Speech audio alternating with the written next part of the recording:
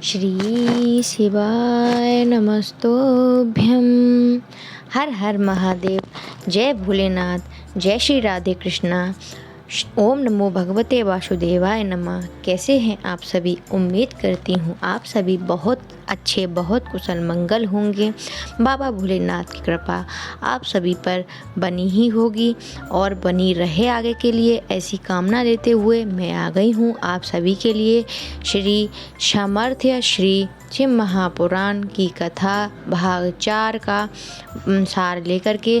श्री स्वामी समर्थ श्री शिव महापुराण कथा में गुरुजी ने हमें बताया है कि स्वामी समर्थ जी की कथा, मतलब स्वामी समर्थ के ऊपर उन्होंने इस कथा का नाम क्यों लिखा।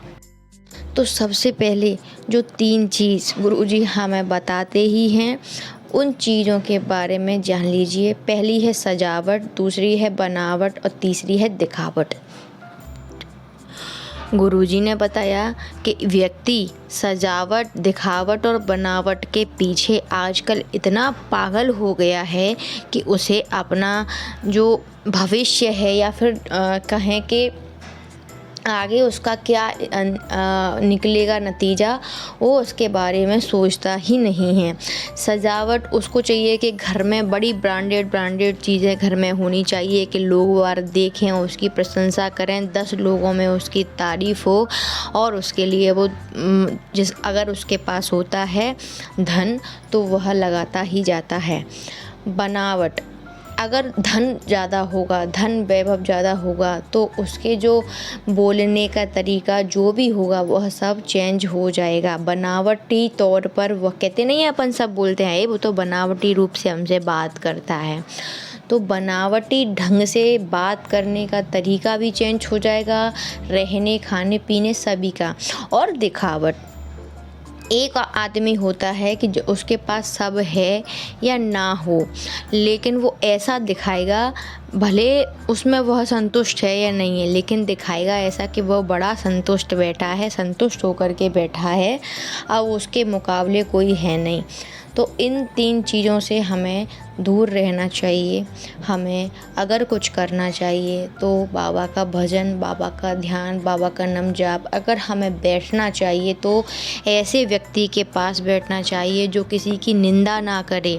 अगर कोई निंदा कर रहा है तो हम वहाँ से उठ जाएं, उसमें ही हमारी भलाई है। निंदा से अच्छा है हम अकेले कमरे में बैठ के 2 लाइन भी अगर गुनगुना ले।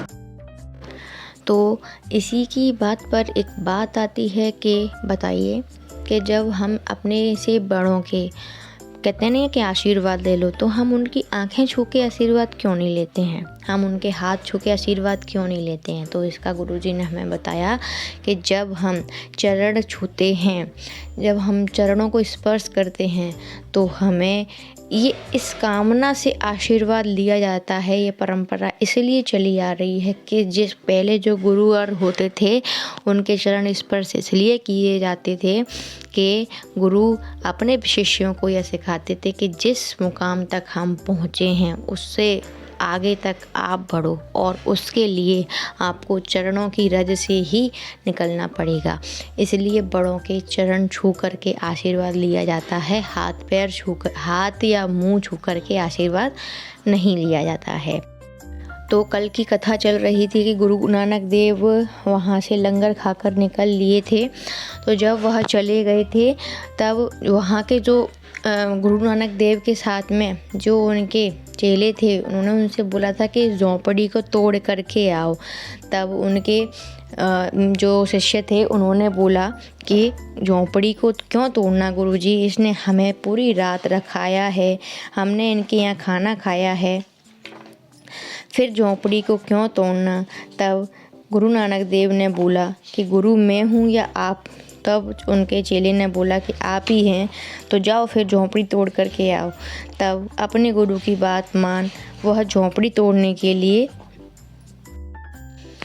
झोंपड़ी तोड़ने के लिए चल दिए। मर्दानियाँ जब झोंपड़ी तोड़ रहे थे तब भी उनके मन में ख्याल आया कि गुरु मेरे से क्या करवा रहे हैं, झोंपड़ी में इसमें हम सारी रात रुके हैं और इसी झोंपड़ी को तोड़ने के लिए बोल रहे हैं। तब वहाँ पर जो भी रहते थे लोग, उन्होंने बोला कि आप हमारी झोंपड़ी क्यों तोड़ रहे हो। तब मर्दानिया ने बोला कि गुरुदेव ने बोला है। अब गुरुदेव ने बोला है तो झोंपड़ी तोड़ के वह वहाँ से निकल लिए।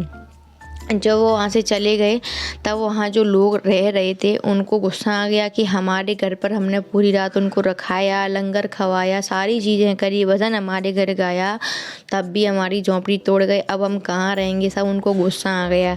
तो जितने भी उनके लोग थे वो फांबरे कुल्हाड़ी वगैरह ले कर के आ गए कि चलो अब इसको हम दोबारा बनाते हैं और हम कर भी क्या सकते हैं। तो इसको फोड़ना मतलब धरती को खोदना उन्होंने शुरू कर दिया। तब उनके एक के मन में आया कि जहाँ ये गुरु बैठा था सबसे पहले वही जगह को फोड़ो, वही जगह को खोदो। जब वह उस जगह को खोदते रहे तो वहाँ पर 2 सोने के घड़े निकले। अब बताओ, गुरु तो गुरु ही होते हैं। उन गुरु ने अगर वह झोंपड़ी नहीं तोड़वाते कि तो क्या वह खोदने जाते? नहीं जाते। तो जैसे ही उन्होंने खोदाई स्टार्ट की उनको 2 सोने से भरे हुए घड़े मिले। तो पहले तो झोंपड़ी थी, गुरुदेव की ऐसी कृपा हुई कि उनके 3 मंजिल मकान बनवाया, शान से रहने लगे और रोज़ सोचते रहे कि वो गुरु भी क्या थे जो हमारी झोंपड़ी को महल बना गए।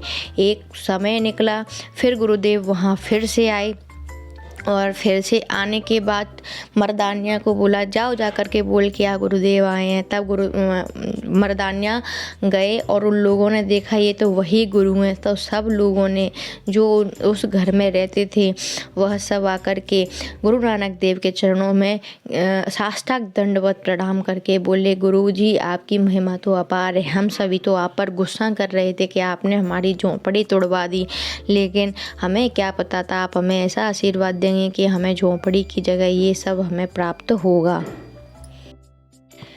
आज की कथा श्री स्वामी समर्थ श्री शिव महापुराण की कथा में जो गुरुजी ने हमें प्रवचन, जो हमारे जीवन को सुधारने के लिए प्रवचन दिए थे वो मैंने आपको बताई हैं। और आगे बताया कि कथा के बारे में जो शिव महापुराण की कथा कहती है कि एक भील और विलिनी का जोड़े थे।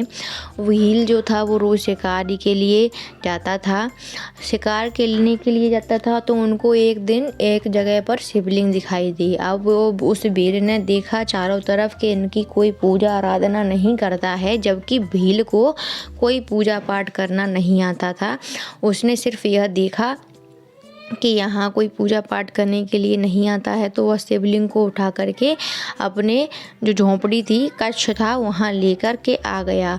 और वहाँ स्थापना करने के बाद जो गांव के 4-5 लोग थे उनसे पूछा कि महादेव की पूजन कैसे करते हैं। तब लोगों ने बताया कि महादेव की पूजन करना तो बहुत ही सरल और सुलभ है।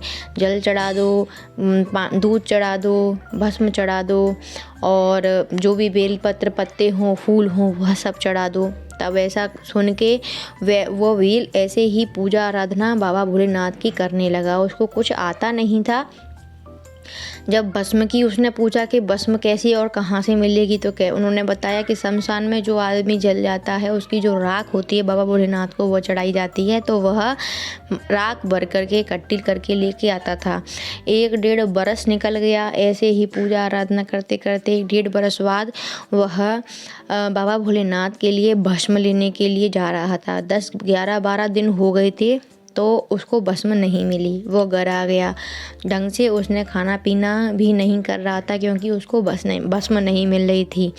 उनकी पत्नी ने, भीलिनी ने उनसे पूछा कि क्या हुआ स्वामी, मैं देख रही हूँ कि आप खाना सही से नहीं खा रहे हैं, 12-15 दिन से ना आप पानी पी रहे हैं, क्या बात है। तब उनके मुंह में से अचानक निकल गया कि मैं बाबा भोलेनाथ को भस्म चढ़ाता हूँ और मुझे वह मिल नहीं रही है। तो उनकी पत्नी ने बोला बस इतनी सी बात है, कोई बात नहीं है, आप एक काम कीजिए, बाबा भोलेनाथ की जो शिवलिंग है उसको लेकर के पीपल के पत्ते, एक पत्ता लेना, मुलायम अंतिम सा पत्ता लेना, उस पर इस शिवलिंग को रख देना और आप बाहर निकल जाओ। मैं हूँ ना, मैं अपने आप को आग लगा लेती हूँ, अग्नि में मैं भस्म हो जाती हूँ, उससे बहुत सारी भस्म मिलेगी जो 1-1.5 साल तक आराम से चल जाएगी। तब उस यक्ष ने बोला, भील ने बोला कि नहीं, ऐसा तुम क्यों कर रही हो, पागल हो गई हो क्या? मैं कहीं और से इंतज़ाम करके लाता हूँ, मुझे कहीं और से भस्म मिल जाएगी।